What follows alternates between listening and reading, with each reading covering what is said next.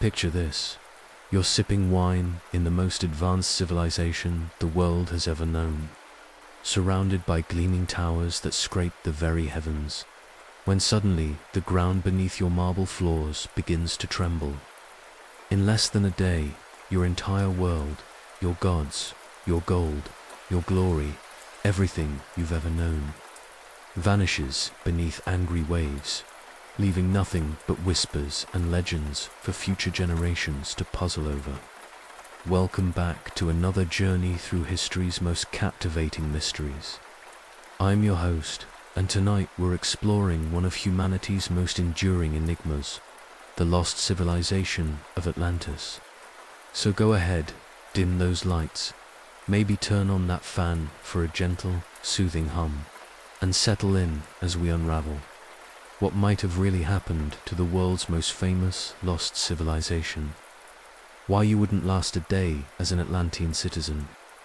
Let's step back in time, roughly 9,000 years before Plato's era, to what he claimed was the height of Atlantean civilization.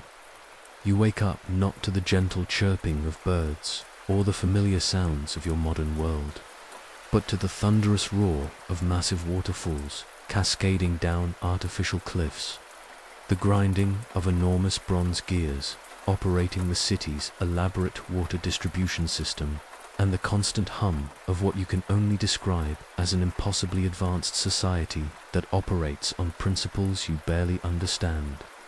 Your bed isn't the comfortable mattress you're used to. Instead, you're lying on a stone platform covered with the finest linens, embedded with what the Atlanteans call warming crystals, mysterious stones that seem to generate their own heat. The room itself is a marvel of engineering, with walls made from a peculiar red, white, and black stone arranged in concentric patterns that somehow seem to pulse with their own inner light. As you stumble to your feet, the first thing that hits you is the weight of the air itself. You're living on an island that sits in the middle of a vast ocean, but this isn't the fresh sea breeze you might imagine. The atmosphere is thick, almost heavy, saturated with moisture from the countless canals and waterways that snake through every district of the city. Every breath feels like you're inhaling liquid, and your lungs struggle to adjust to air that seems to carry the metallic tang of the mysterious orichalcum, the legendary metal that the Atlanteans prize above even gold. You make your way to what serves as a window, but instead of simple glass, you're looking through a transparent material that seems to shift and shimmer, offering you a view that's both crystal clear and somehow enhanced, as if you're seeing colors that don't exist in your normal world. The sight that greets you is both breathtaking and utterly overwhelming. Stretching out before you is a city unlike anything human civilization has ever achieved.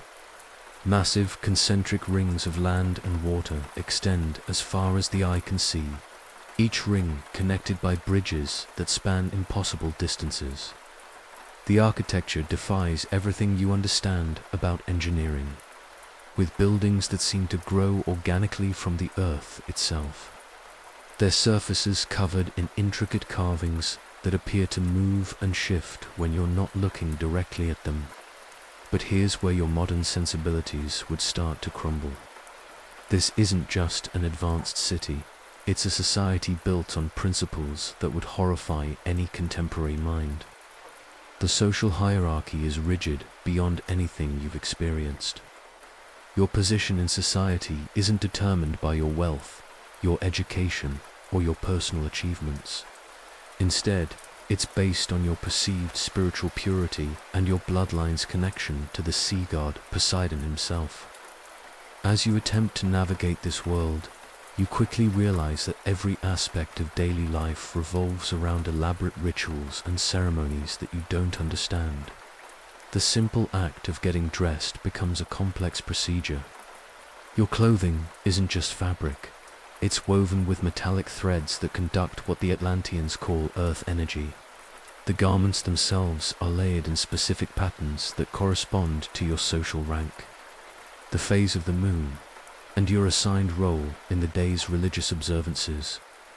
Food presents another challenge entirely. The Atlanteans don't simply eat for sustenance. Every meal is a carefully orchestrated ritual that must be performed in precise accordance with ancient laws. The cuisine itself would be utterly foreign to your palate. Imagine dishes prepared from sea plants you've never seen, exotic fish that have been bred in artificial pools for generations, and fruits that have been genetically modified through techniques that modern science is only beginning to understand. But the most challenging aspect of Atlantean life would be the constant surveillance.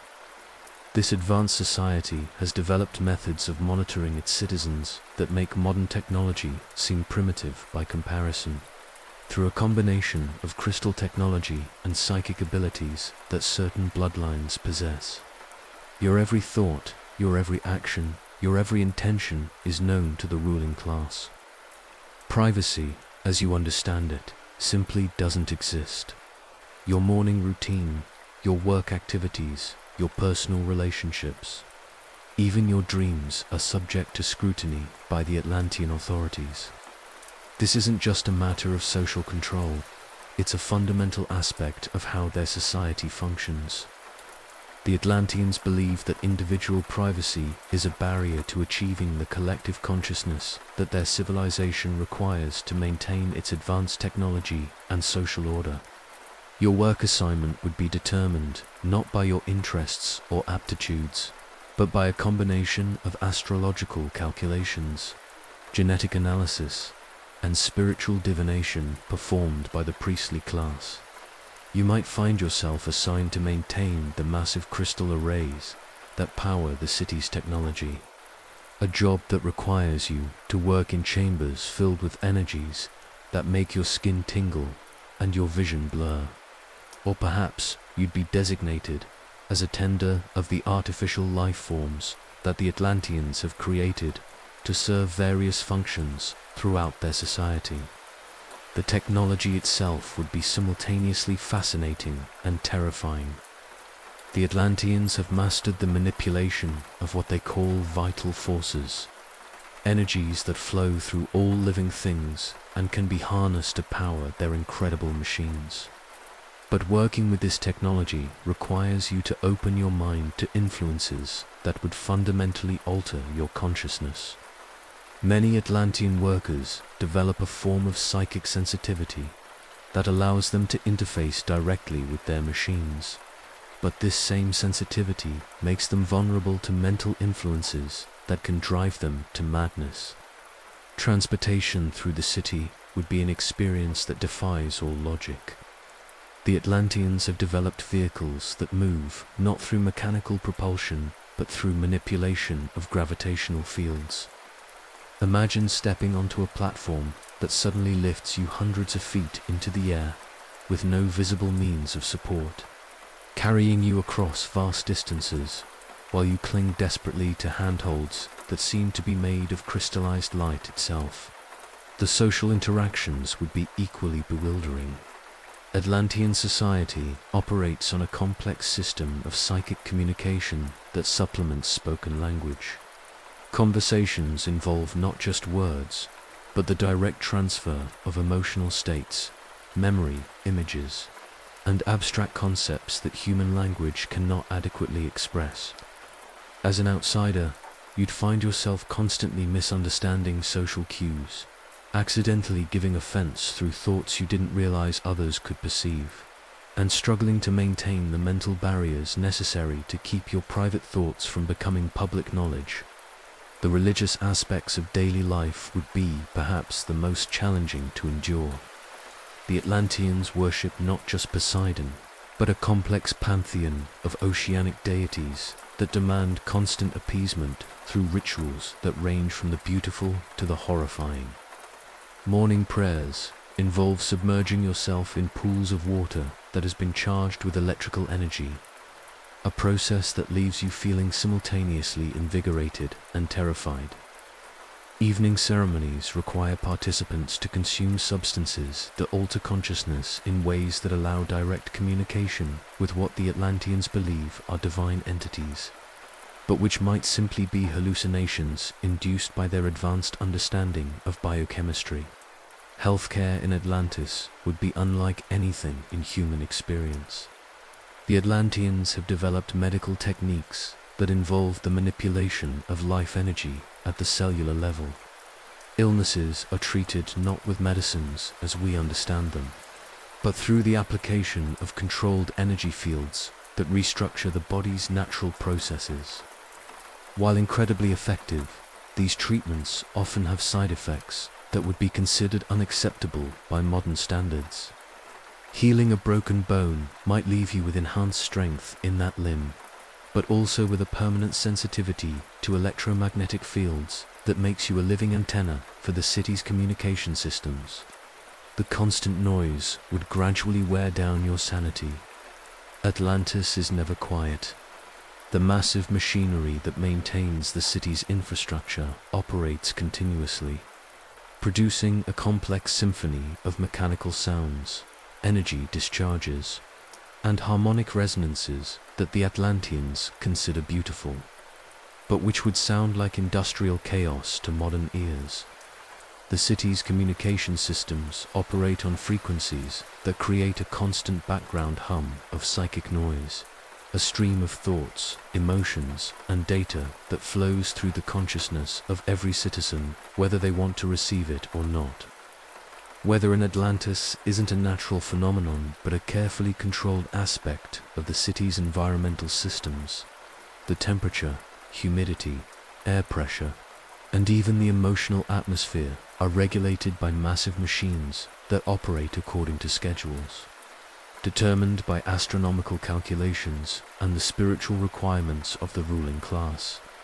You might wake up to a morning that has been designed to promote productivity and find yourself struggling against artificially induced mood states that conflict with your natural emotional rhythms. As the day progresses, you'd begin to understand that survival in Atlantis isn't just about adapting to advanced technology or unusual social customs. The very environment has been altered in ways that make it hostile to human life as we understand it.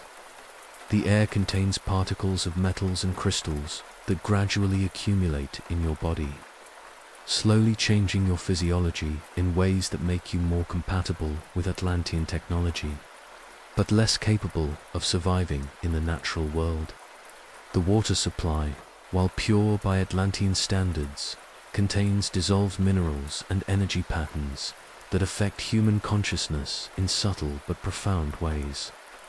Drinking Atlantean water doesn't just hydrate your body. It gradually aligns your mental patterns with the collective consciousness of the civilization, slowly eroding your individual identity and replacing it with a group mind that serves the needs of the society as a whole. By the end of your first day, you'd realize that being an Atlantean citizen isn't just about living in an advanced civilization. It's about surrendering your humanity to become part of something larger and more powerful, but ultimately alien to everything that makes us human. The price of Atlantean perfection is the loss of individual freedom, personal privacy, and the very essence of what we consider human consciousness. And perhaps most disturbing of all, you'd begin to understand that this transformation isn't accidental. It's the deliberate result of thousands of years of social engineering designed to create a civilization that can harness forces beyond human comprehension, but only by sacrificing the very qualities that make us recognizably human in the first place. The evening hours in Atlantis would bring their own unique terrors. As the artificial suns that illuminate the city begin to dim according to their programmed cycles, you discover that nighttime in this advanced civilization is far from the peaceful rest period you're accustomed to. The Atlanteans have learned to harness what they call dream energy, the psychic emanations produced by sleeping minds, and they've built an entire infrastructure around capturing and redirecting this power. Your sleeping quarters aren't just a place of rest. They're nodes in a vast network that channels the unconscious thoughts and dreams of the entire population into the city's central consciousness matrix. As you lay down to sleep, crystalline formations embedded in the walls begin to resonate with your brainwaves, gradually synchronizing your sleep patterns with those of thousands of other citizens. The privacy of your dreams, that most intimate sanctuary of human consciousness, becomes just another resource to be harvested by the state. But the synchronization process isn't gentle. Your mind resists the forced alignment, creating a sensation like having your thoughts pulled through a filter of static electricity. Dreams become shared experiences where your personal fears, hopes, and memories blend with those of complete strangers, creating a chaotic mental landscape where you're never quite sure which thoughts belong to you and which have been planted by others. The Atlantean concept of individual identity becomes increasingly foreign as days pass. They've developed what modern psychologists might recognize as a form of collective dissociative identity disorder, but elevated to the level of social policy. Citizens are encouraged, and eventually required, to develop multiple personality constructs that can be activated for different social and occupational functions. Your morning self might be optimized for technical work, while your evening self is configured for participation in religious ceremonies, and your sleeping self serves as a conduit for the city's psychic infrastructure. This fragmentation of consciousness serves the civilization's needs perfectly, but it would be absolutely devastating to anyone raised with concepts of personal integrity and individual identity. You'd find yourself losing track of which thoughts, emotions, and memories actually belong to you, and which have been implanted or modified by the collective consciousness systems that permeate every aspect of Atlantean society. The food distribution system would present another layer of control that modern minds would find suffocating. Nutrition in Atlantis isn't just about sustaining the body. It's about maintaining precise biochemical balances that keep citizens compatible with the city's technological and psychic systems. Your daily meals are carefully calculated based on your genetic profile, your assigned social function, your current psychological state, and your scheduled activities. But here's the truly unsettling part. The food itself has been genetically modified, not just for nutrition, but for consciousness control. Certain fruits contain compounds that enhance psychic receptivity, making you more susceptible to the collective consciousness broadcasts. Proteins derived from specially bred sea creatures contain neurochemical precursors that gradually rewire your brain to think in patterns more compatible with Atlantean logic systems. Even the water contains dissolved minerals that slowly alter your brain chemistry, making independent thought increasingly difficult, while enhancing your ability to interface with the city's crystal-based technologies. The constant exposure to these consciousness-altering substances means that even if you initially resist the Atlantean way of life, your resistance would gradually erode on a neurochemical level. Your brain would be physically restructured to find satisfaction in conformity and to experience anxiety when attempting to think original thoughts or maintain personal boundaries. Physical exercise and recreation in Atlantis would involve activities that seem designed more for ritual purposes than for health or enjoyment. Citizens participate in complex movement patterns that serve to channel personal energy into the city's power grid. What appears to be dance is actually a form of human battery system, where individual bioelectric fields are synchronized and harvested to supplement the civilization's energy needs. Even leisure time serves the state. Atlantean entertainment involves entering shared virtual reality experiences that are indistinguishable from waking consciousness, but which serve to reinforce social programming and to identify citizens whose thought patterns deviate from acceptable norms. What feels like relaxing entertainment is actually a sophisticated surveillance and conditioning system that monitors your deepest psychological responses and gradually modifies them to align with social requirements. As your first week in Atlantis draws to a close, you'd realize that escape isn't just physically impossible due to the city's island location and advanced monitoring systems. The very process of living in Atlantis has begun to change you on a fundamental level. Your brain chemistry has been altered. Your consciousness has been invaded and partially merged with the collective. And your body has been gradually modified by the environment to become dependent on the city's artificial systems for survival. You'd understand, with growing horror, that the citizens of Atlantis aren't just people living in an advanced civilization. They're components in a vast biological machine, human elements that have been optimized and integrated into a system that uses consciousness itself as both fuel and raw material. The price of Atlantean perfection isn't just freedom, it's humanity itself. Before we continue our journey through the mysteries of Atlantis, let's take a moment to connect with our community. Where are you checking in from tonight? What time is it in your corner of the world? Whether you're winding down for the evening or starting your day with some historical exploration, you're an important part of our growing community here. If you're truly enjoying these journeys through history's most fascinating mysteries, I'd love it if you'd take a moment to like this video and consider subscribing to join us for more explorations. And please, drop a comment below. Let us know what historical mystery or civilization you'd like us to explore next, or just check in and say hello. Your suggestions and presence make this little corner of the internet a special place for all of us who find comfort in history's most intriguing stories. Thank you for being here. Thank you for your continued support. And thank you for sharing this passion for the stories that time has tried to forget. Now, let's continue our exploration of what really happened to Atlantis' lost civilization, Plato's vision and the birth of an eternal mystery. Now that we've explored what daily life might have been like in this legendary civilization, let's turn our attention to the man who first introduced the world to Atlantis, and examine whether he was recording ancient history or crafting the world's most enduring philosophical allegory. The story begins not in some distant prehistoric era, but in ancient Athens, around 360 BC. In the mind of one of history's most influential philosophers, Plato. Picture the scene.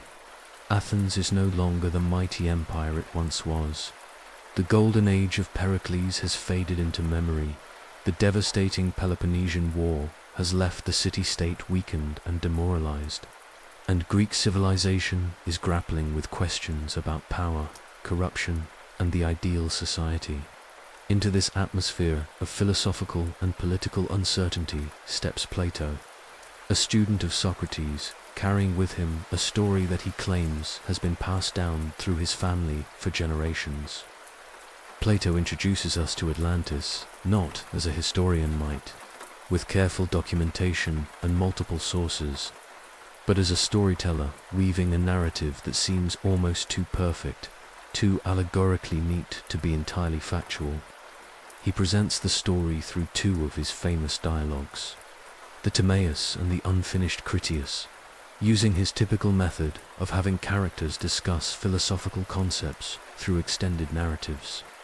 The story, as Plato tells it, comes to him through a chain of oral tradition that reads almost like a carefully constructed genealogy of credibility. Solon, the great Athenian lawgiver and Plato's ancestor, supposedly heard the account from Egyptian priests during his travels to Egypt around 590 BCE.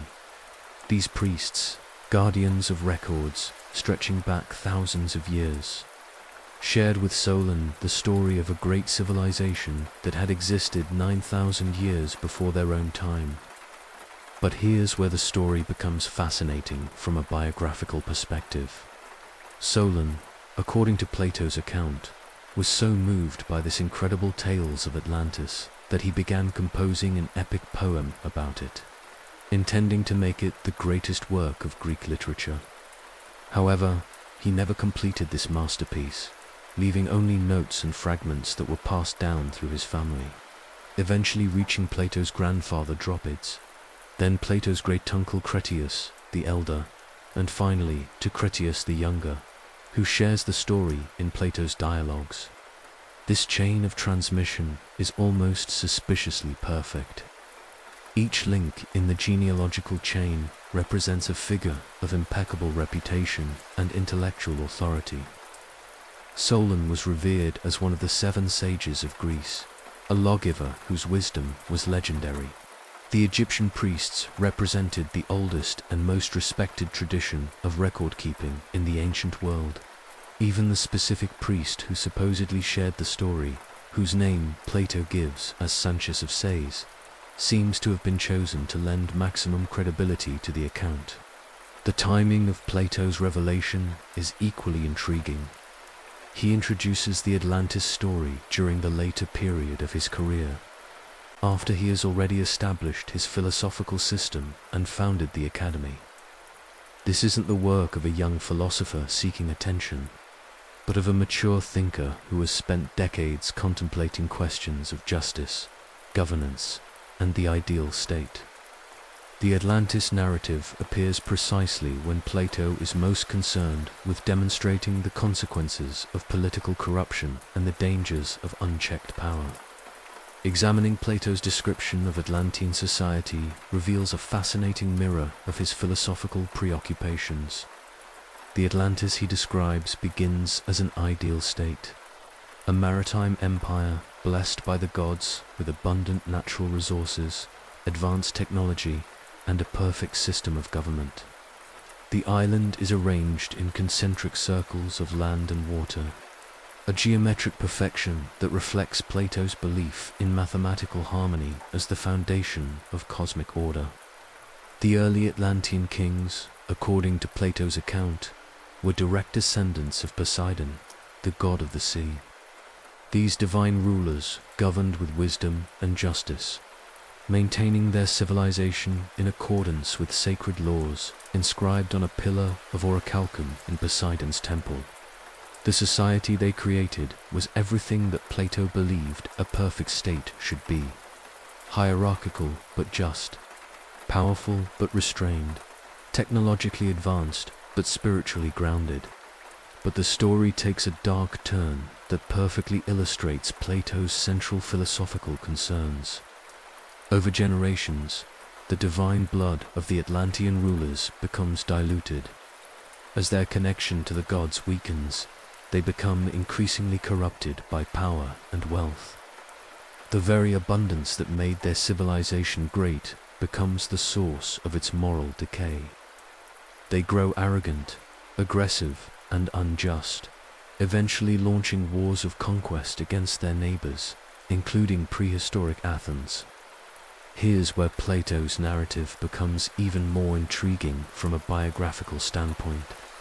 The Athens that defeats Atlantis in his story is not the Athens of his own time, weakened by war and political instability, but a prehistoric Athens that embodied all the virtues that Plato believed his contemporary city-state had lost. This ancient Athens was governed by a warrior class of guardians, very similar to the philosopher kings that Plato describes in his Republic. The parallels between Plato's Atlantis story and his other philosophical works are too numerous and precise to be coincidental. The corruption of Atlantean society follows exactly the pattern of political decay that Plato outlines in the Republic, moving from aristocracy through timocracy, oligarchy, and democracy to eventual tyranny. The moral decline of the Atlantean rulers reflects Plato's belief that power without wisdom inevitably leads to corruption. Even the physical destruction of Atlantis serves Plato's philosophical purposes perfectly.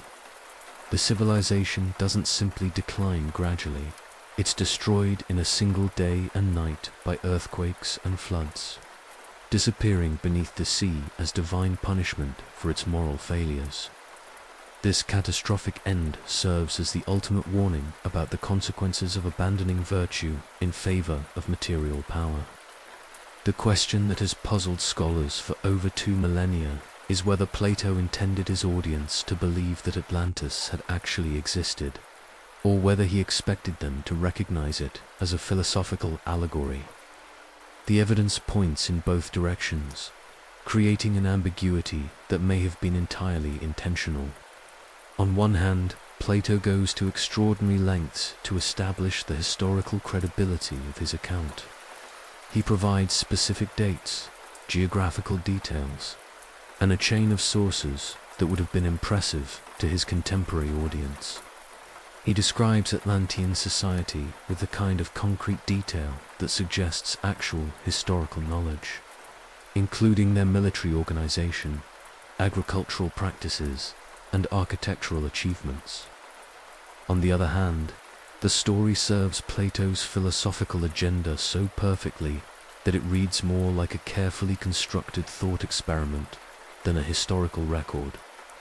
Every element of the Atlantis narrative supports points that Plato makes elsewhere in his philosophical works. The rise and fall of Atlantean civilization illustrates his theories about justice, governance, and the corruption of power with an elegance that seems almost too neat to be authentic history. The deeper we examine Plato's biography and intellectual development, the more complex the Atlantis mystery becomes. This was a philosopher who believed deeply in the power of myth and allegory to convey philosophical truths. In other dialogues, he creates elaborate mythical narratives, like the myth of Ar or the cave allegory, to illustrate complex philosophical concepts. The Atlantis story fits perfectly into this tradition of philosophical mythology. Yet Plato also claimed throughout his career to be seeking truth through rational inquiry. He criticized the poets for creating beautiful but false stories about the gods and heroes. If Atlantis is entirely fictional, it would represent a departure from his usual commitment to distinguishing between truth and mere storytelling. The biographical evidence suggests that Plato was wrestling with a fundamental tension in his own thinking. He believed that philosophical truth was more important than literal historical fact. But he also recognized that people are more likely to be influenced by stories that they believe actually happened. The Atlantis narrative may have been his attempt to resolve this tension by creating a story that could function both as literal history and as philosophical allegory. The setting Plato chooses for the Atlantis revelation is also significant. He places the story within a discussion of the ideal state, using it as an example of how even the most perfect civilization can fall victim to moral corruption. The story serves as both inspiration, showing what human societies can achieve at their best, and warning, demonstrating what happens when they abandon the principles that made them great. The unfinished nature of the creator's dialogue adds another layer of mystery to Plato's intentions. After providing extensive details about Atlantean geography, government, and military power, the dialogue breaks off just as Plato is about to describe the Great War between Atlantis and prehistoric Athens. We never get Plato's full account of how the conflict unfolded, or exactly how Atlantis was destroyed. This incompleteness has fueled speculation for centuries. Did Plato simply never finish the work, perhaps dying before he could complete it? Or did he deliberately leave the story unfinished, recognizing that mystery and ambiguity would make his philosophical points more effectively than a complete narrative could? The biographical evidence suggests that Plato understood the power of unfinished stories to capture the imagination. An incomplete narrative invites readers to fill in the gaps themselves, making them active participants in the creation of meaning rather than passive recipients of information. By leaving the Atlantis story unfinished, Plato may have ensured that it would continue to generate discussion and speculation long after his death. The immediate reception of Plato's Atlantis story among his contemporaries provides additional insight into his intentions. Aristotle, Plato's most famous student, apparently believed that his teacher had invented the entire story to illustrate philosophical points. According to later sources, Aristotle remarked that Plato had created Atlantis and then destroyed it, suggesting that he viewed the entire narrative as a philosophical fiction. But other ancient writers treated the Atlantis account as genuine history. Crantor, an early commentator on Plato's works, claimed that the Egyptian priests had confirmed the story's accuracy. Later writers like Strabo and Pliny the Elder discussed Atlantis as if it were a historical fact, attempting to locate its remains and identify its influence on other ancient civilizations. This divergence in ancient opinion reflects the fundamental ambiguity that Plato built into his narrative. By presenting Atlantis with both the detailed specificity of historical fact and the perfect thematic coherence of philosophical allegory, he created a story that could be read convincingly either way. The genius of Plato's approach becomes clear when we consider the story's enduring impact.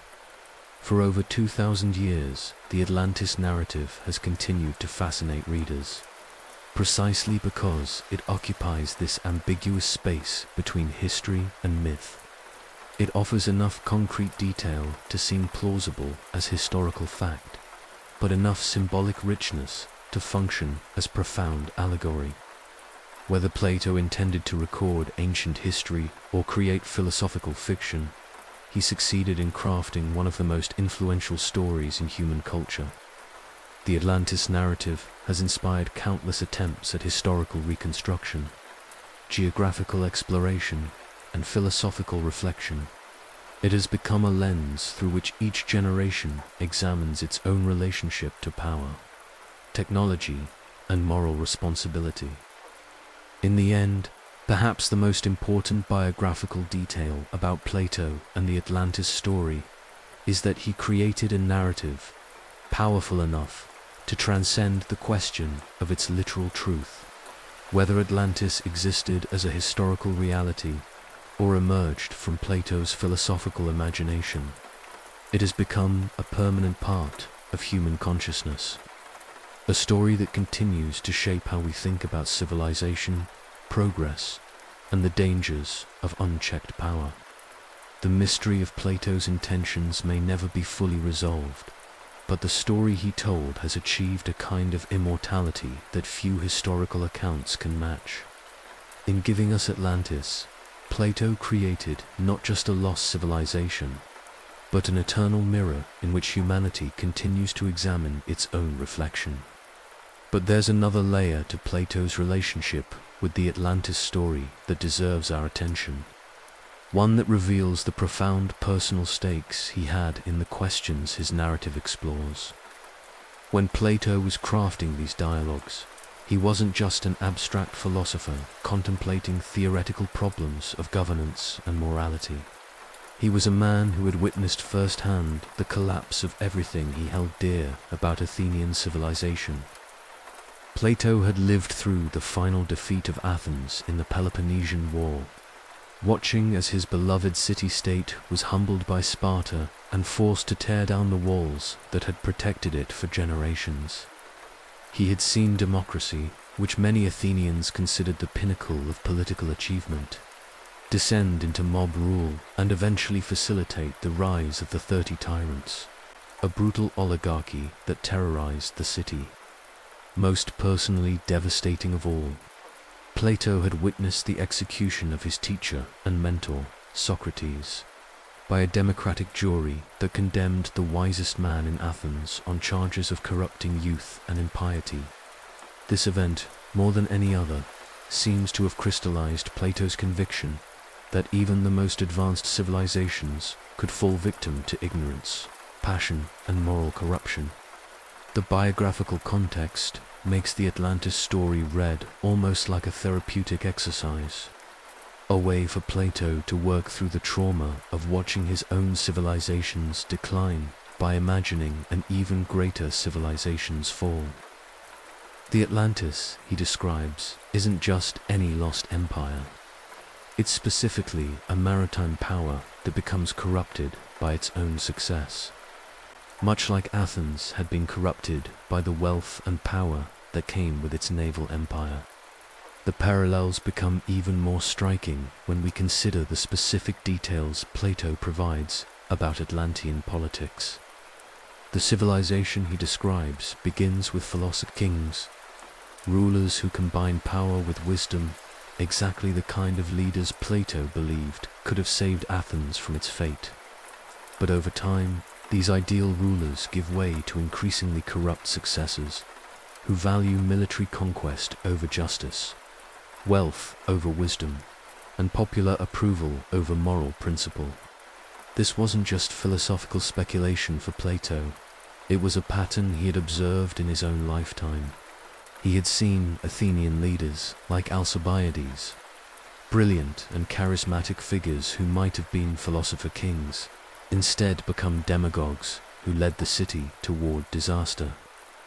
The corruption of the Atlantean kings wasn't an abstract moral lesson. It was a reflection of Plato's lived experience of political decay. The geographical details Plato provides about Atlantis also take on new meaning when viewed through the lens of his biography.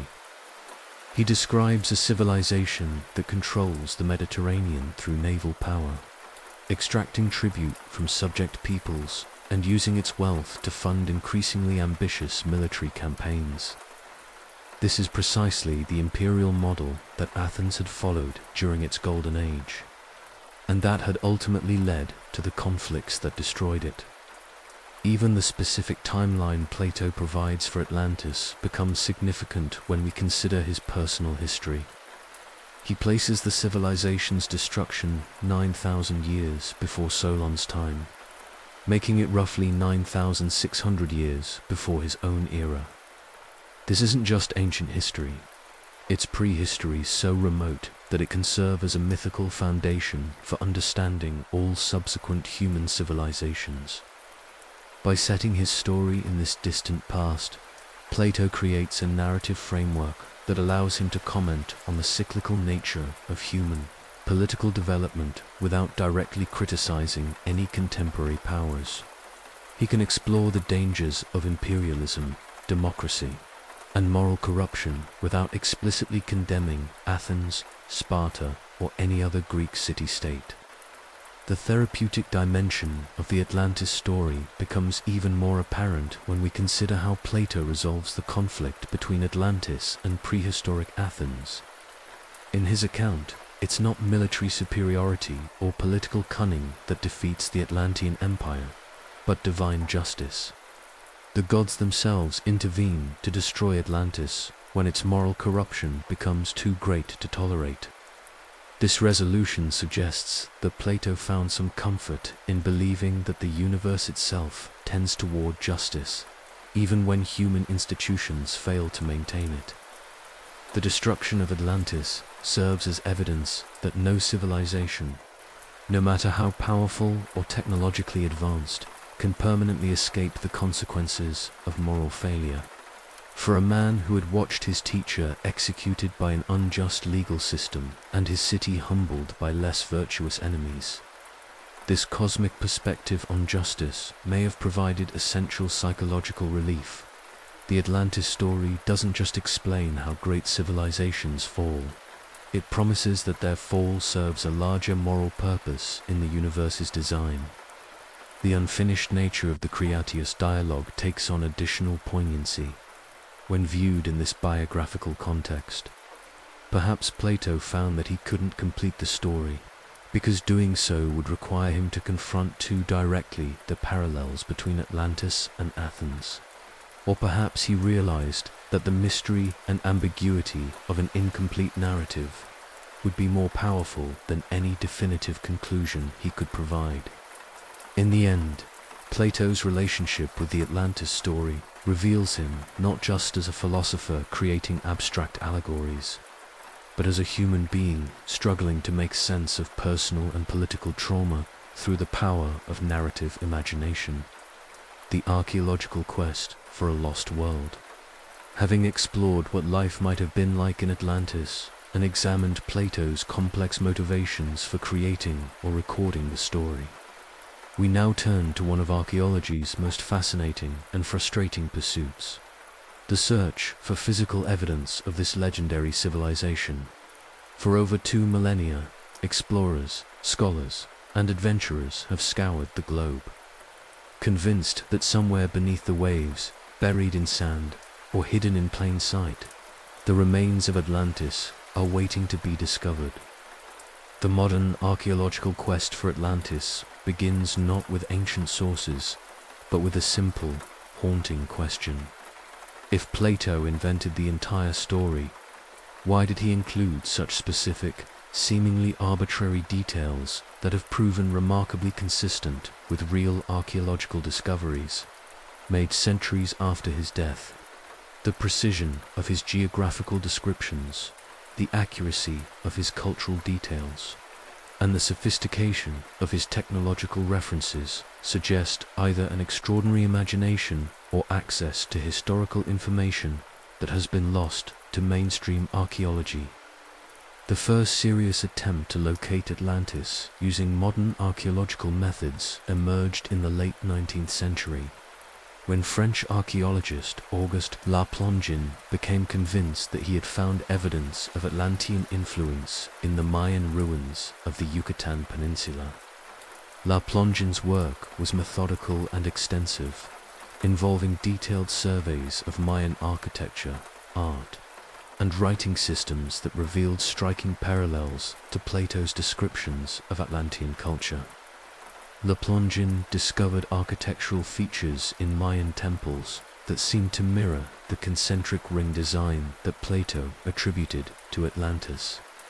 He found carved symbols that appeared to represent advanced astronomical knowledge, suggesting a level of scientific sophistication that matched Plato's claims about Atlantean achievements. Most intriguingly, he uncovered what he interpreted as flood myths and references to a lost homeland across the ocean, stories that seemed to preserve cultural memories of the Atlantean diaspora. But La Plongin's discoveries were overshadowed by the archaeological establishment's skepticism about his methods and conclusions. His interpretation of Mayan inscriptions was dismissed as speculative. His architectural parallels were explained as coincidental, and his flood myths were attributed to universal human experiences rather than specific historical memories. The academic community's rejection of La Plongin's work established a pattern that would plague Atlantis research for the next century. Serious archaeological investigation, hampered by professional skepticism and the taint of pseudoscientific speculation. The search for Atlantis took a dramatic turn in the early 20th century with the work of Greek archaeologist Spiridon Marinatos, who proposed that the story might be based on memories of the catastrophic eruption of the Santorini volcano in the Aegean Sea. Marinatos argued that the Bronze Age civilization on the island of Thera, modern-day Santorini, had been destroyed by one of the most powerful volcanic eruptions in human history, an event that could have inspired Plato's account of Atlantis' sudden destruction. The archaeological evidence supporting Marinatos' theory was compelling. Excavations on Santorini revealed a sophisticated Bronze Age civilization that had been preserved under layers of volcanic ash, much like Pompeii. The settlement at Akrotiri displayed advanced urban planning, sophisticated art, and evidence of extensive trade networks that stretched across the Mediterranean. The architecture included multi-story buildings with running water, advanced drainage systems, and decorative frescoes that depicted a prosperous maritime society. The parallels to Plato's Atlantis were striking. The Theran civilization was clearly maritime-focused, with extensive harbor facilities and evidence of naval power. The art depicted bulls, a central element in Plato's description of Atlantean religious practices. The sophisticated water management systems matched Plato's descriptions of Atlantean engineering achievements. Most importantly, the civilization had been destroyed suddenly and catastrophically, leaving behind ruins that could have inspired memories of a lost golden age. But as archaeologists delved deeper into the Santorini evidence, problems with the Atlantis connection became apparent. The chronology didn't match. The Theran eruption occurred around 1600 BCE, far more recent than Plato's timeline for Atlantis. The scale was wrong. Thera was impressive, but hardly the vast empire that Plato described. The location didn't fit. Santorini was in the Aegean Sea, not beyond the Pillars of Hercules, as Plato had specified.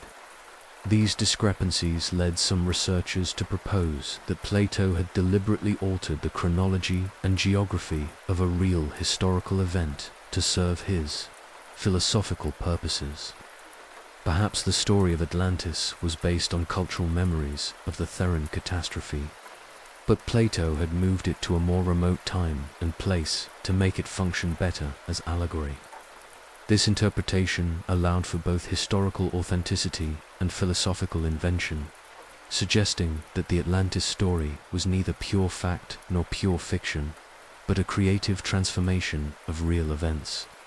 The underwater archaeology revolution of the mid-20th century opened new possibilities for Atlantis research. Advanced diving techniques, underwater cameras, and sophisticated sonar mapping systems made it possible to explore submerged landscapes that had been inaccessible to earlier generations of researchers. Suddenly, the ocean floor itself became an archaeological site, and the possibility of finding actual Atlantean ruins beneath the waves seemed tantalizingly real. Marine archaeologist Jacques Cousteau became one of the most prominent figures in the underwater search for Atlantis. His expeditions to the Mediterranean revealed extensive underwater ruins that suggested major coastal cities had been submerged by rising sea levels or seismic activity. Stone structures, harbor installations, and carved inscriptions found on the seafloor provided evidence that advanced civilizations had indeed been lost beneath the waves, exactly as Plato had described. But the most significant underwater discoveries came not from the Mediterranean, but from unexpected locations around the globe. Off the coast of Japan, marine geologist Masaki Kimura discovered what appeared to be a vast underwater complex of stepped pyramids, terraces, and carved stone monuments. The Yonaguni Monument, as it came to be known, displayed architectural features that seemed to require sophisticated engineering knowledge and large-scale coordinated construction efforts. The Yonaguni discovery was particularly intriguing because it challenged conventional understanding of prehistoric human capabilities.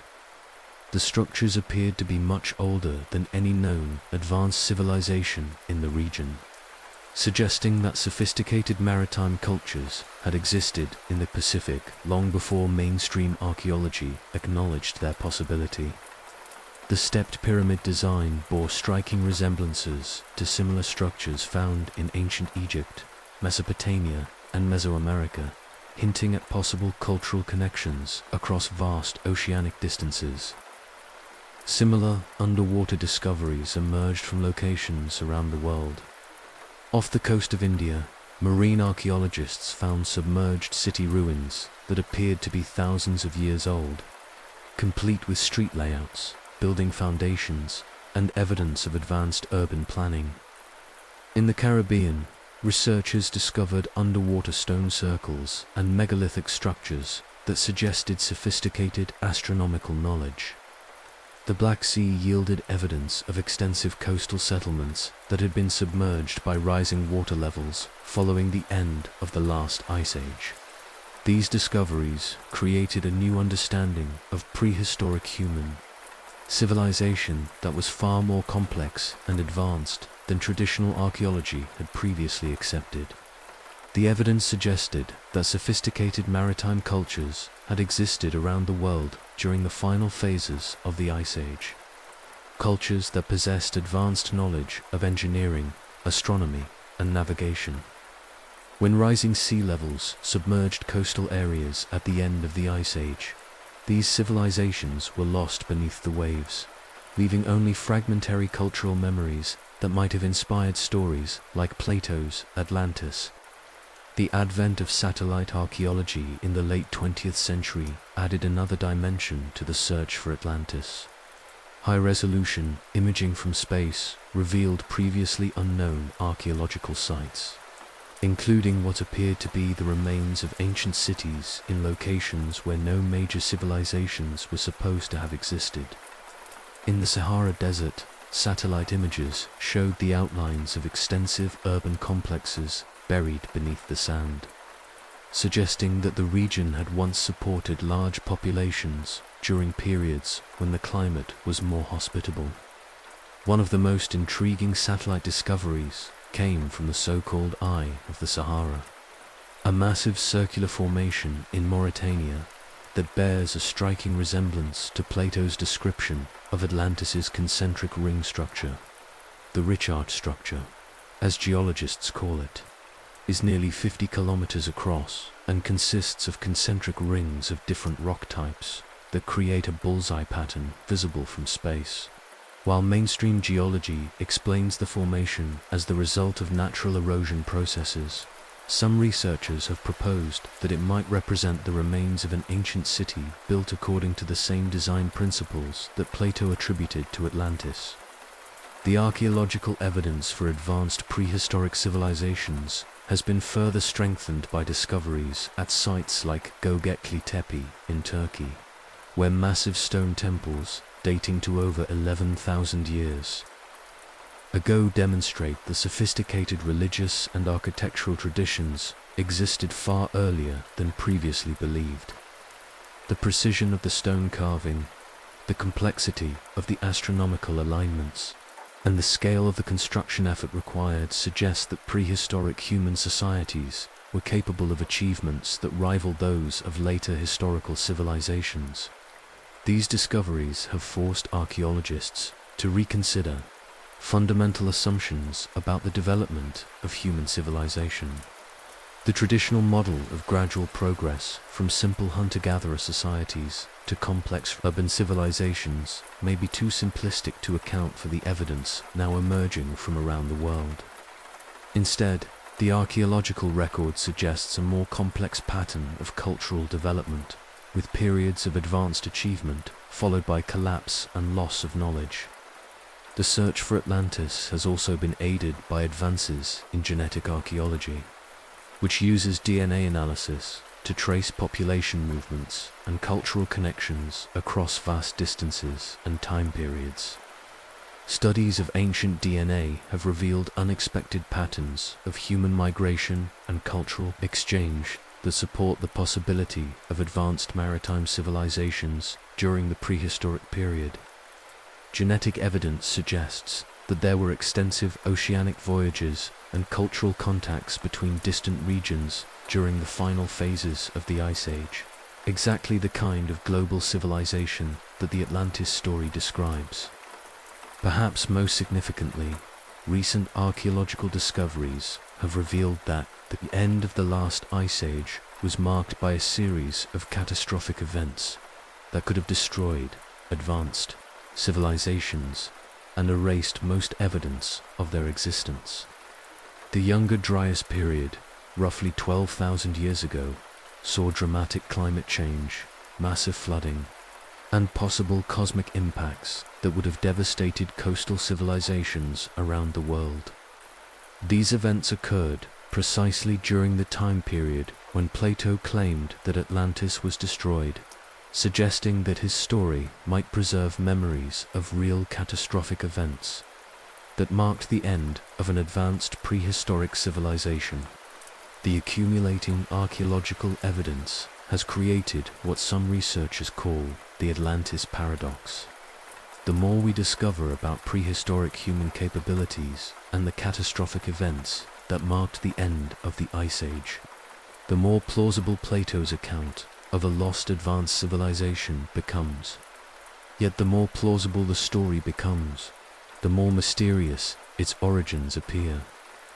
Since Plato seems to have had access to historical information that wasn't available to other ancient sources, the mystery deepens when we consider that many of the specific details in Plato's account, details that seemed fantastical to earlier generations of scholars, have proven to be remarkably accurate. His description of Atlantean metallurgy, including the mysterious orichalcum, closely matches what we now know about Bronze Age metalworking techniques. His account of Atlantean agriculture, including the cultivation of various grains and fruits, corresponds to archaeological evidence of advanced agricultural systems in prehistoric times.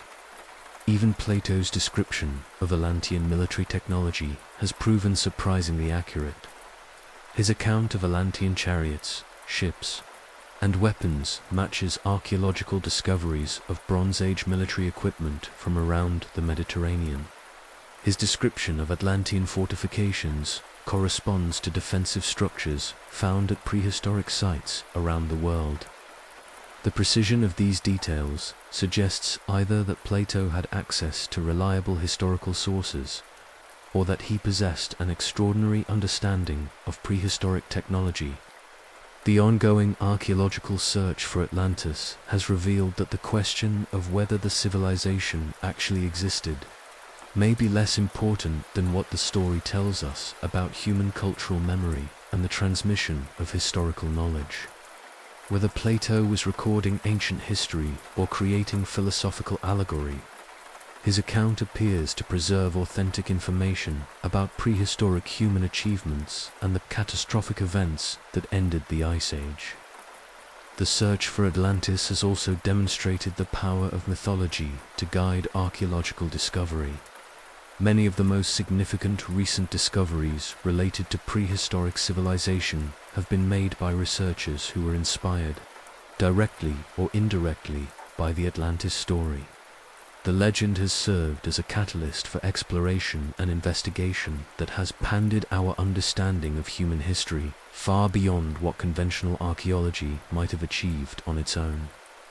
In the end, the archaeological quest for Atlantis has revealed something perhaps more valuable than any specific lost civilization.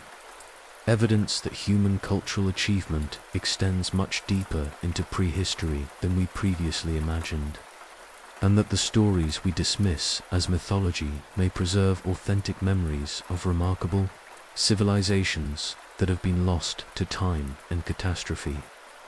The modern search for Atlantis has also been revolutionized by advances in deep-sea exploration technology that would have seemed like science fiction just decades ago.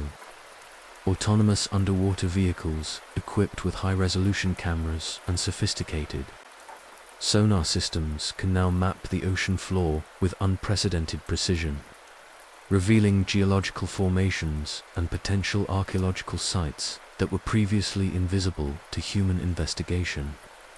These technological advances have led to the discovery of underwater landscapes that challenge our understanding of prehistoric geography and human settlement patterns. One of the most intriguing aspects of recent underwater exploration has been the discovery of what appear to be artificial structures at depths that suggest they were built when sea levels were much lower than they are today. Off the coasts of India, Japan, and the Mediterranean, researchers have found stone formations that display geometric patterns, right angles, and architectural features that seem inconsistent with natural geological processes. While mainstream archaeology remains cautious about interpreting these formations as evidence of human construction, the accumulating evidence suggests that sophisticated coastal civilizations may have been far more widespread during the Ice Age than previously believed.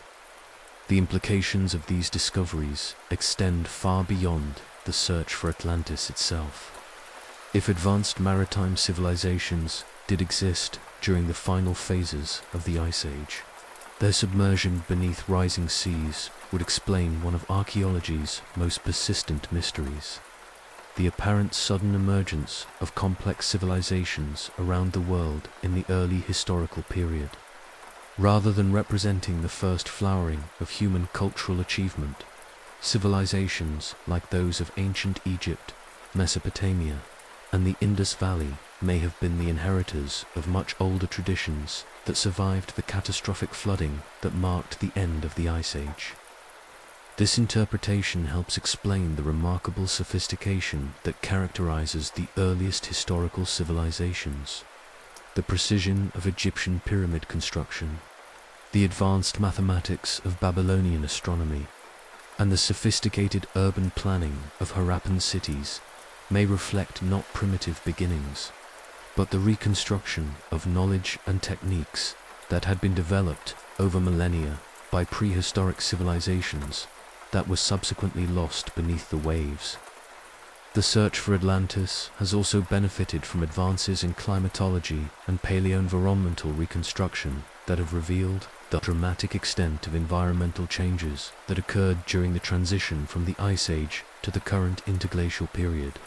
Computer models of ancient climate patterns show that vast areas of what is now ocean floor were dry land during the Ice Age, supporting ecosystems and human populations that would have been completely destroyed by the massive flooding that accompanied These environmental reconstructions provide a plausible mechanism for the kind of sudden, catastrophic destruction that Plato describes in his account of Atlantis. The end of the Ice Age wasn't a gradual process, but involved rapid, dramatic changes in sea level that could have submerged entire civilizations in a matter of decades or centuries. Coastal areas that had supported large populations for thousands of years would have been completely inundated, leaving only scattered survivors to carry memories of their lost homeland to higher ground. The psychological impact of such catastrophic flooding would have been profound, creating exactly the kind of cultural trauma that tends to be preserved in mythological narratives across generations. The survivors of submerged civilizations would have passed down stories of their lost homeland, stories that would have been embellished and transformed over time, but that might still preserve authentic historical kernels. Plato's Atlantis story may represent one such transformed cultural memory, a philosophical allegory built around genuine historical recollections of prehistoric catastrophe. Recent advances in archaeoastronomy have added another dimension to the Atlantis mystery by revealing that many ancient monuments and architectural complexes were designed according to sophisticated astronomical principles that required detailed knowledge of celestial mechanics. Sites like Stonehenge, the pyramids of Giza, and the temples of Angkor demonstrate that prehistoric cultures possessed scientific knowledge that rivals modern understanding in some areas. This evidence of advanced prehistoric science lends credibility to Plato's claims about Atlantean technological achievements and suggests that sophisticated knowledge systems may have been more widespread in the prehistoric world than conventional archaeology acknowledges. The accumulating evidence from multiple scientific disciplines has created what some researchers describe as a new paradigm for understanding prehistoric human civilization. Rather than viewing the historical period as representing humanity's first achievement of cultural complexity, this emerging paradigm suggests that the historical civilizations we know were actually rebuilding traditions and knowledge that had been developed much earlier but largely lost during the catastrophic environmental changes that marked the end of the Ice Age. This perspective transforms the Atlantis mystery from a question about whether one specific civilization existed into a broader inquiry about the scope and sophistication of prehistoric human achievement. Whether or not Plato's Atlantis corresponds to any single historical civilization, the story may preserve authentic memories of a prehistoric world that was far more advanced and interconnected than we have previously imagined. The elite keepers of ancient mysteries. As we reach the final chapter of our exploration into the Atlantis mystery, we must venture into the most secretive and controversial aspect of this ancient puzzle: the possibility that knowledge of Atlantis and other lost civilizations has been deliberately preserved and guarded by elite groups throughout history. This isn't the realm of wild conspiracy theories, but rather an examination of documented historical patterns in which powerful institutions have controlled access to ancient knowledge for their own purposes. The story begins not with modern secret societies, but with the very Egyptian priests who supposedly shared the Atlantis account with Solon. These weren't simply religious figures maintaining temples and conducting ceremonies.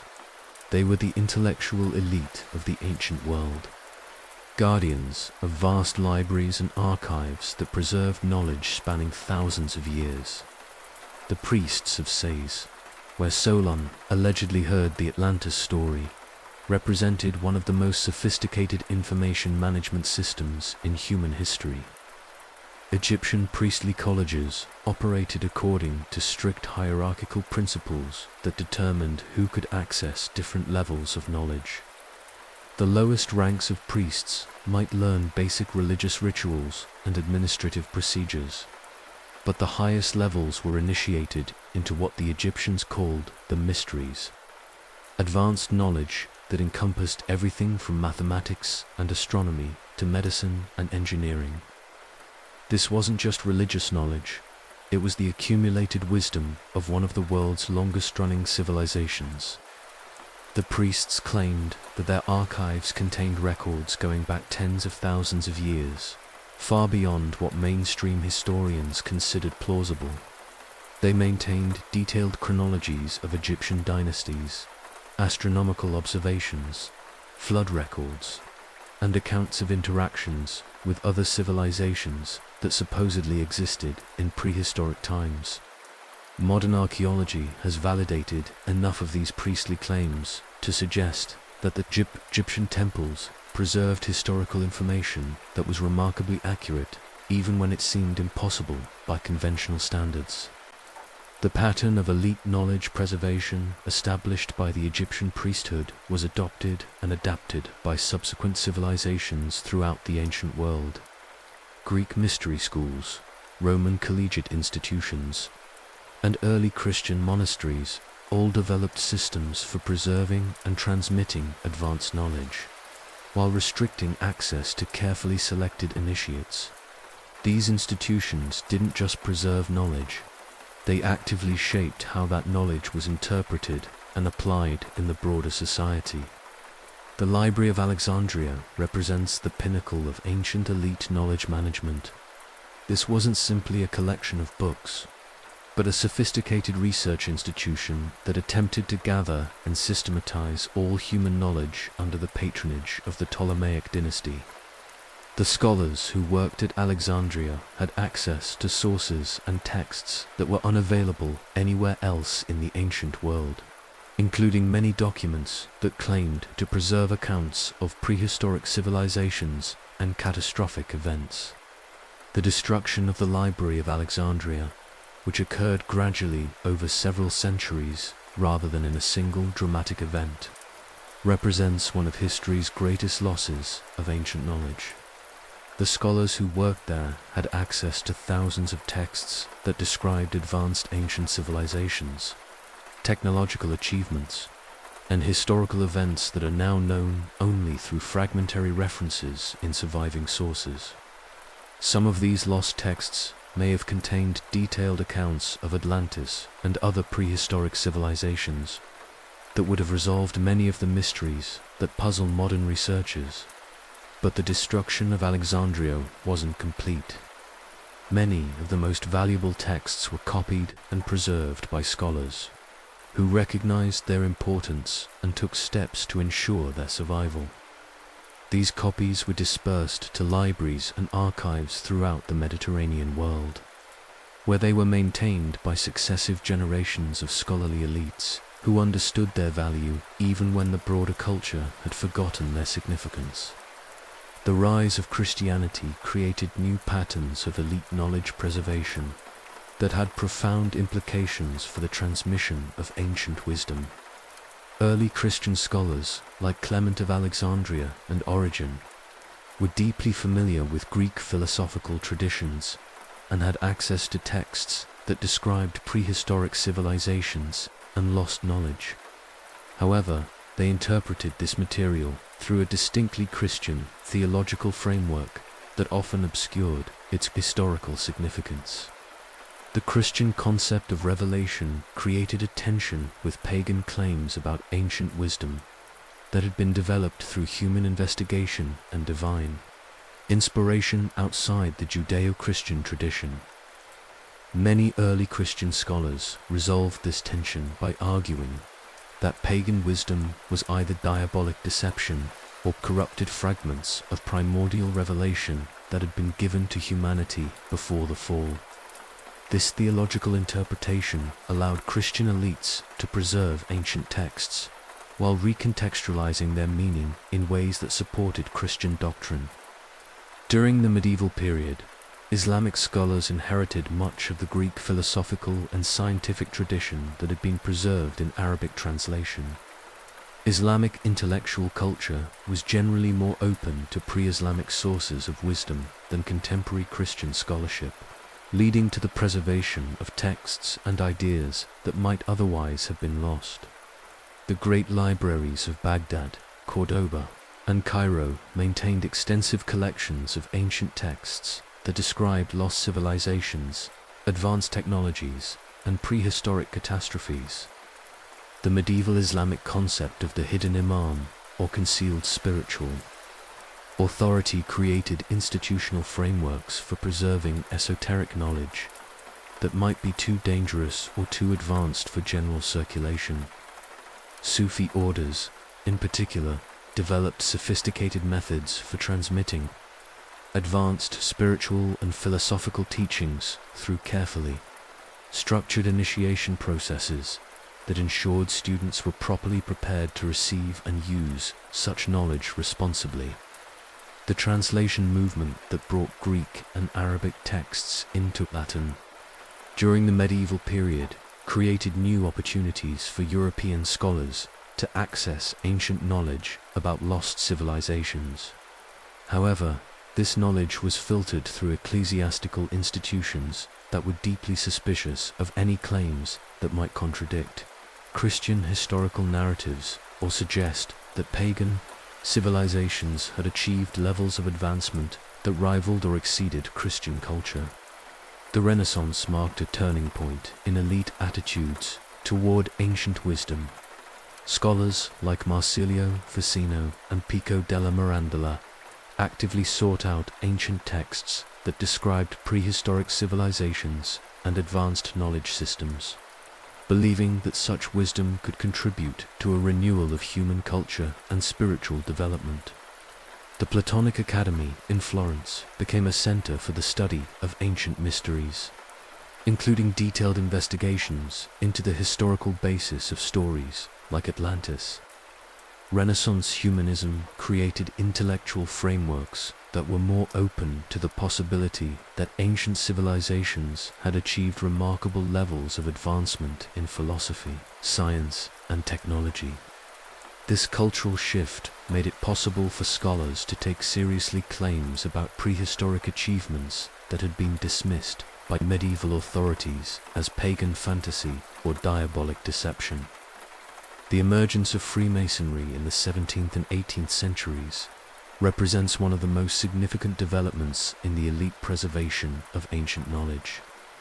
Masonic tradition explicitly claims to preserve wisdom that derives from ancient civilizations, including the builders of Solomon's Temple, the Egyptian mystery schools, and even more remote sources that may include Atlantis itself. While historians debate the actual antiquity of Masonic traditions, there's no doubt that Masonic lodges attracted many of the most influential intellectuals and political leaders of the Enlightenment era. Prominent Freemasons included figures like George Washington, Benjamin Franklin, Wolfgang Amadeus Mozart, and Voltaire, individuals who shaped the political and cultural development of the modern world. The influence of Masonic ideas on the founding of the United States is particularly well documented, with Masonic symbolism appearing on currency, government buildings, and founding documents. The extent to which this influence included specific knowledge about ancient civilizations remains a subject of scholarly debate and popular speculation. The 19th century saw the emergence of new forms of elite organization that claimed to possess ancient wisdom about lost civilizations, theosophical societies, Rosicrucian orders, and other esoteric organizations attracted educated, affluent individuals who were seeking spiritual and philosophical alternatives to conventional, religious and scientific materialism. These organizations often claimed to have access to ancient texts and teachings that described advanced prehistoric civilizations and their ultimate fate. Helena Blavatsky, the founder of the Theosophical Society, claimed to have received teachings from hidden masters who preserved the wisdom of ancient civilizations, including Atlantis. While her specific claims about her sources remain controversial, her work synthesized extensive research into ancient religions, mythologies, and historical accounts that suggested far greater prehistoric human achievement than conventional scholarship acknowledged. The influence of theosophical and related esoteric movements on 20th century culture was substantial, affecting everything from modern art and literature to political and social reform movements. Many prominent intellectuals, artists, and political leaders were influenced by these ideas, creating networks of elite influence that preserved and transmitted alternative interpretations of human history that included advanced prehistoric civilizations. The development of modern intelligence agencies and military research programs created new forms of elite knowledge management that may be relevant to understanding how information about ancient civilizations is currently preserved and controlled. Government classification systems allow for the indefinite preservation of sensitive information, while need-to-know protocols ensure that such information remains accessible only to authorized personnel. During World War II and the Cold War period, intelligence agencies actively sought out individuals with expertise in ancient languages, historical research, and archaeological investigation. Some of this recruitment was clearly related to immediate military needs, such as understanding the cultural background of occupied territories or developing psychological warfare techniques. However, some researchers have suggested that intelligence agencies also had interests in ancient knowledge that might have technological or strategic applications. The modern academic establishment represents another form of elite knowledge management that affects how information about ancient civilizations is interpreted and disseminated. University tenure systems, peer review processes, and funding mechanisms create powerful incentives for scholars to conform to established paradigms, while discouraging investigation of controversial topics that might challenge conventional historical narratives. This academic gatekeeping function means that evidence for advanced prehistoric civilizations may be systematically underreported or misinterpreted, not through deliberate conspiracy, but through institutional structures that reward conformity and punish intellectual risk-taking. Researchers who investigate topics like Atlantis often find their careers marginalized, regardless of the quality of their scholarship or the significance of their discoveries. The emergence of private research foundations and think tanks has created alternative, institutional frameworks for investigating controversial historical topics. Organizations funded by wealthy individuals or corporations can pursue research agendas that might be impossible within traditional academic institutions, potentially leading to discoveries that challenge conventional historical narratives. Some of these private research efforts have produced significant results. including archaeological discoveries that have expanded our understanding of prehistoric human capabilities and evidence for advanced ancient technologies that were previously thought to be impossible. However, the private nature of such research means that results may not be widely disseminated, particularly if they have potential commercial or strategic applications. The digital age has created new possibilities for both preserving and concealing information about ancient civilizations.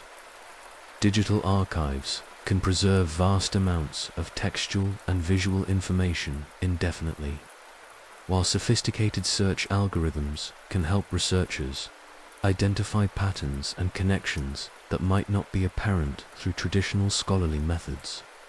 However, the same technologies that enable information preservation also enable unprecedented levels of surveillance and control over information access. The current landscape of elite knowledge management includes traditional academic institutions, government intelligence agencies, private research foundations, religious organizations, and esoteric societies, all of which may possess different pieces of the puzzle regarding ancient civilizations like Atlantis. The challenge for independent researchers is to navigate these various sources of information, while recognizing that each has its own agenda and limitations. The question of whether elite groups possess definitive evidence about Atlantis may be less important than understanding how elite knowledge management systems shape public understanding of human history, regardless of whether ancient civilizations like Atlantis actually existed. The stories and evidence surrounding them provide insight into how powerful institutions control access to information and use that control to maintain their authority and influence. The search for truth about Atlantis ultimately becomes a search for truth about how knowledge itself is produced, preserved, and transmitted across generations. In a world where information is power, those who control access to historical knowledge inevitably shape how we understand our past and envision our future.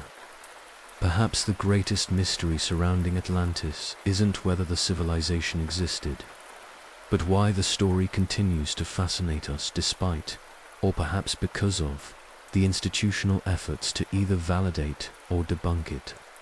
The legend persists because it addresses fundamental questions about human potential, the relationship between knowledge and power, and the possibility that our understanding of history may be far more limited and controlled than we realize.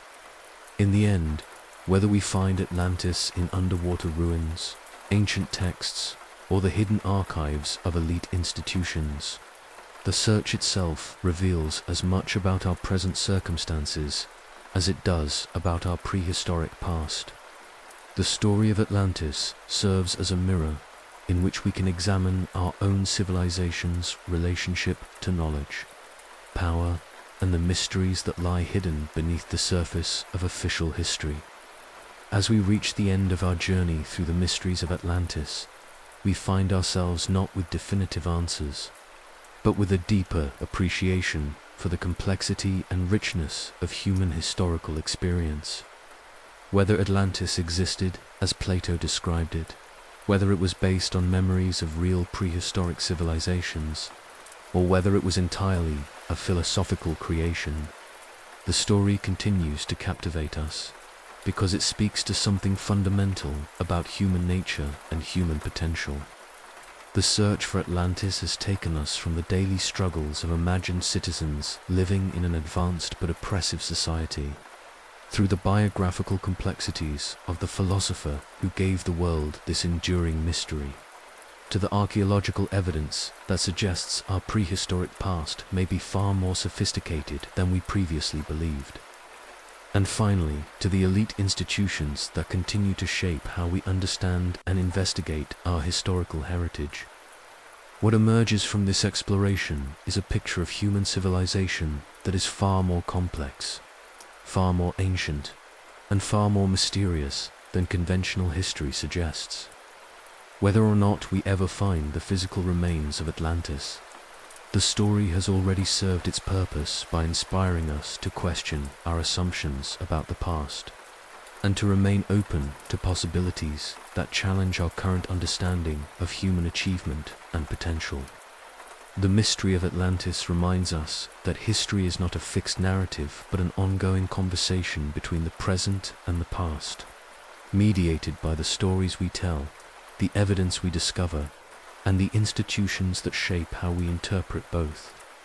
In searching for Atlantis, we are ultimately searching for ourselves, for a deeper understanding of what humans are capable of achieving and what we risk losing when civilizations fall. As you drift off to sleep tonight, perhaps you'll dream of those concentric rings of land and water, of advanced technologies powered by mysterious crystals, of a civilization that achieved greatness but fell victim to its own success. And perhaps, in those dreams, you'll find your own answers to the questions that have puzzled humanity for over 2 millennia. Thank you for joining us on this journey through one of history's most enduring mysteries. Sleep well, and may your dreams carry you to distant shores where legends and reality meet in the eternal search for truth. Until next time, this has been another exploration into the fascinating, complex, and eternally mysterious world of boring history for sleep. Sweet dreams.